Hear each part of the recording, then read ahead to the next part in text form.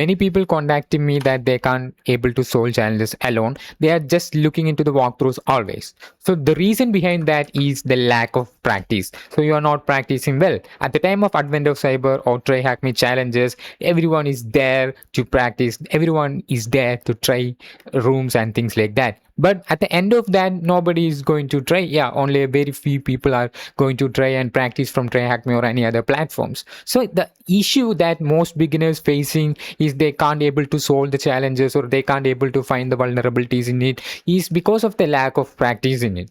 Like if you get a target IP address, so what you will do, like you are just performing an nmap scan. So may I ask you a question, like how many nmap switches like minus sv or minus sc do you know? So that makes the sense of practicing. Like yeah, if you practice it daily, then you might be able to understand a lot of newer concepts. So if you're not practicing daily, or if you're just practicing weekly, or if you're just practicing some days, and if you're just looking into the walkthroughs just in order to solve the challenges, some people just looking into the walkthrough and copying the answer from the walkthrough and paste it into platforms like TryHackMe and say, hey, I solved. So this is not the approach that we want. The approach that we want is to understand the concept. So if you really want to solve the challenges, then you have to understand the concepts. So most beginners fail in order to understand the concept. Like yeah, most beginners just solve the challenges maybe by looking into the walkthrough. So they just copy the answer from the walkthrough and paste it in the platforms like TryHackMe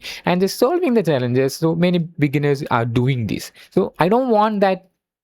I don't want anyone watching my video or any other person to be like that. So if you are like that, then it's time to change. If you don't change, then you can't stay in cybersecurity. So yeah, that's what we are going to discuss in this entire video. So yeah, if you get a target IP address, how would you approach that particular IP? Like you will be using the nmap with minus sv only or minus sc or any other switches. So there will be plenty of switches in nmap. Do you know that? So I'm not going to talk you about learning everything. So it's about the basic things that you need to understand in nmap. I have a dedicated video representing all those basic things, how you can approach it like that. So you can watch my videos so that you will have a better understanding of nmap. You don't have to learn the entire concepts, but you have to learn some of the most important concepts in the nmap switches. This is what I call the switches, right? So there will be ping scan. So there will be a lot of other scans like version scan, script scan, aggressive scan, operating system scan, and many more, right? So yeah, that's something to keep in mind, guys, before you saying that I'm not able to solve challenges. I'm always looking into walkthrough. Maybe I'm not suitable for that particular role. Maybe I'm not suitable for web pen testing. Maybe I should look for some other paths. It's something that you are just thinking in mistake. So what I mean is like the lack of practice is what makes you think like that. So you have to practice, guys. How? They like there will be a lot of free platforms like the Portsugar, like TryHackMe, and many more. Right, so you can utilize the free platform, guys. So every day you have to practice. So every day you have to learn something new, or every day you have to solve some challenges. If you face any issues, then you have walkthroughs available on our channel. So you can just go there and watch the walkthroughs. Like some people just skip the walkthroughs and make the walkthrough land to the answer page and answer to those questions. It's not the way that you want to watch the walkthrough. So watching walkthroughs is another way. That's a skill, guys. You have to watch this entire video, not only mine videos, but also if you're watching some other walkthroughs, you have to watch the entire video and understand what they are talking about. So how they are solving, there will be multiple ways of solutions of a specific vulnerability or specific challenge. Then yeah, you will be watching a lot of people putting some walkthroughs, and there will be a lot of write-ups about walkthroughs are there. But how you approach that? Like yeah, if you're watching a walkthrough, you're just skipping into the specific part and just getting the answer for how they solved. You just look how they solved, but you're not hearing what they are talking about. So you have to hear what they're talking about, how their approach is, and how they find vulnerabilities and things like that. So that is why it is recommended to watch these walkthroughs without skipping, so that you will have a better understanding of a specific vulnerability that they are talking about. So if you understand those concepts, and if you try to solve an another challenge. If you still failed, then you have to look for walkthroughs, and if you understand that and if you solve that again, and like that, if you solve hundreds of challenges by looking into walkthrough, the next one, the 101 challenge, is something that you are going to solve alone without looking at walkthrough. So there will be a vast field. Cybersecurity is basically a vast field, right? So the you will be getting various challenges like related to web or related to reverse engineering and a lot more, right?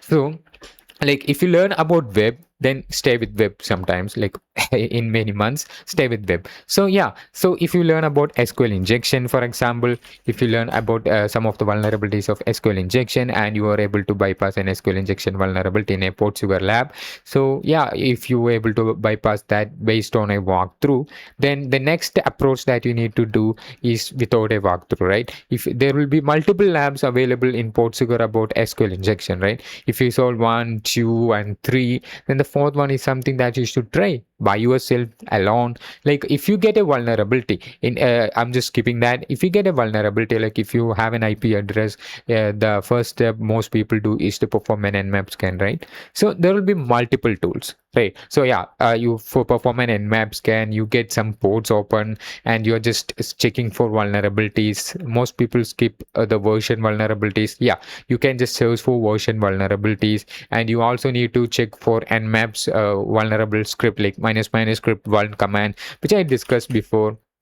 The nmap can also be able to find vulnerabilities. So like this, you have to use that, and you have to use Nikto for web application vulnerabilities, and a lot more other tools are there, right? So yeah, if you get a web page, right, so let me show you that in action so that you will have a better understanding. So this is a damn vulnerable web application, right? So if you get a web page, so how we can approach, like if it has file inclusion, or you look at the URL, guys. So if you get some URL like page equal to, then it may be vulnerable to file inclusion, or it may be vulnerable to command execution, things like that. You have to look up the vulnerabilities. So yeah, you can just search for that. Like I got a page like this on Google, right? So Google has an AI, right? So I got a like I got an endpoint like this. What is the possible vulnerabilities? So I'm just searching for that, and what is going to see, right? Yeah, it may be file inclusion, it may be remote file inclusion, it may be SQL injection, it may be command execution, command injection, and a lot more, right? So you will be able to understand that every endpoint that you're getting, you can just research like that, and you will be able to understand that a specific vulnerability exists. So you have to try for various payloads of LFI, and you have to try some RFI, and you also have to try command injection, SQL injection in this particular endpoint.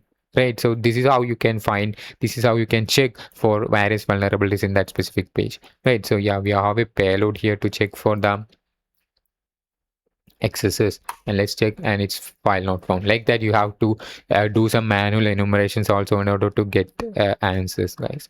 Okay, so other than that, what I would say is just keep practicing, guys. There will be multiple platforms like TryHackMe, Scilab Academy, and a lot more.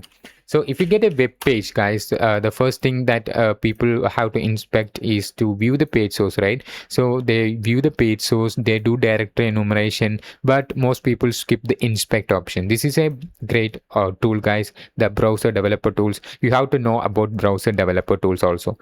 This is important. Okay, there will be console in browser developer tools, that is somewhat essential, and there will be debugger, which was able to find some JavaScript and other files like this, right? So maybe sometimes if you're doing some challenges or things like that, you will be able to find some vulnerabilities or sensitive informations from this JavaScript file.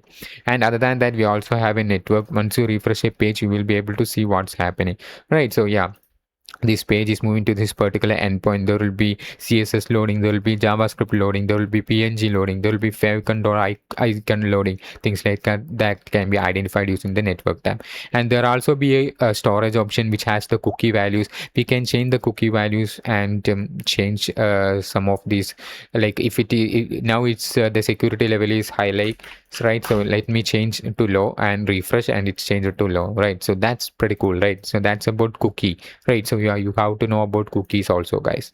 So these are some of the basic concepts that you need to know. So I highly recommend you to practice every single day of anything. Like if you're targeting web, if you want to become a web application pen tester, then yeah, practice every single day from various platforms, not only from Portugal, not also from Try Hackme. There will be multiple other platforms out there. So you can just go and practice. If you have money, then you can just purchase the Try Hackme Premium and practice, guys. So other than that, if you don't have money, it's okay. You can just move to some other platforms like Scilab Academy, and a lot more other free platforms are also available out there. So you can just check that out and practice out there. So in order to solve challenges, like what I recommend is to, if you want to learn more about CSRF or file inclusion, you will be able, you need to solve a lot of challenges in it. And at the end, you will be able to solve, if you get a challenge, and you will be able to solve that alone without the help of anything, right? So you can also search for a specific vulnerability. Like if you get an endpoint like this, the possible vulnerabilities is something that you can search online in Google. You will be able to identify that, right? So yeah, other than that, there will be multiple ports open, right? If you perform an nmap scan, you will be able to see multiple ports, right? So if sometimes if you get an operating system, like it is running on this particular operating system, you can just check for that specific vulnerabilities in that particular operating system. And also you can also use this versions. You can also search for vulnerabilities in specific versions, and you can also do some pen testing on specific protocols. Like let's search for FTP pen testing, and you will be able to see a lot of methods, a lot of websites listing how we can perform pen testing on FTP. Okay, so how we can approach, how we can connect, and a lot more about FTP. Like that, you have to search for the protocol space pen testing, and you will be able to get the information from various websites like Hackvoice or Hacktricks, etc. Right, so like that, you can just search for that and just enumerate it, and you might get something on it, guys. So like that, there will be multiple other ports open, right? So yeah, we also have the Metasploit root shell here, which is a bind shell. So you can just use the netcat to like exploit this, right? So it's 1524. Let's use netcat 1524. And now, so yeah, let me correct that. Now we have access as root, right? So like that, you will be able to solve a lot of challenges, guys. As this is a metasploitable tool, this is a simple mission. Start with this. If you doesn't start this, then you have to start with metasploitable tool, then move further. Okay, yeah, then you move to some easy try hack me missions, then to medium try hack me missions. Okay, so other than that, I will recommend go for websites like Portsugar and the complete all of the GVWA and things like that. Okay, so don't forget to practice every day. So that's something to keep in mind, so that you, if you practice well, then you will be able to solve the upcoming challenges for sure, guys. If you're still confused, if you still can't solve a specific challenge after researching a lot, then just consider watching walkthroughs fully, guys.